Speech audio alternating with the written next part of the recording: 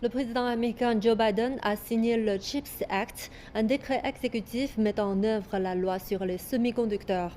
Le Congrès l'a adopté en juillet et l'a promulgué plus tôt ce mois-ci. L'acte sur les puces vise ainsi à stimuler la production de semi-conducteurs aux États-Unis et à réduire la dépendance à l'égard des chaînes d'approvisionnement à l'étranger. Mais Pékin prévient que la nouvelle loi pourrait limiter les échanges technologiques entre les deux pays.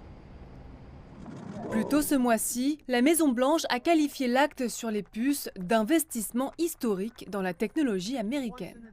Il s'agit d'un investissement unique en Amérique même. Le paquet comprend plus de 50 milliards de dollars pour la recherche, le développement et la production de semi-conducteurs, ainsi que plusieurs milliards supplémentaires à destination de la recherche et du développement scientifique au sens plus large. L'administration Biden vise à mieux positionner les États-Unis face aux problèmes de chaîne d'approvisionnement et à créer davantage d'emplois dans le pays.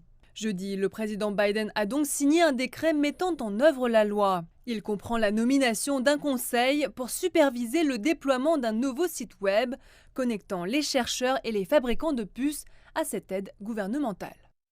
Bienvenue sur Chip.gov, ici au département du commerce.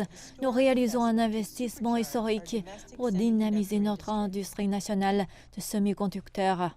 La Maison-Blanche estime que la loi aidera les États-Unis à mieux concurrencer la Chine en stimulant le secteur technologique américain. Mais la Chine s'oppose à la loi. Le CHIPS and Science Act, qui prévoit d'énormes subventions et préférences fiscales, est une politique de soutien différencié typique. Certaines dispositions de ce projet de loi restreignent les activités économiques, commerciales et d'investissement normales des entreprises concernées en Chine, ce qui est manifestement discriminatoire et faussera la chaîne d'approvisionnement mondiale des semi-conducteurs.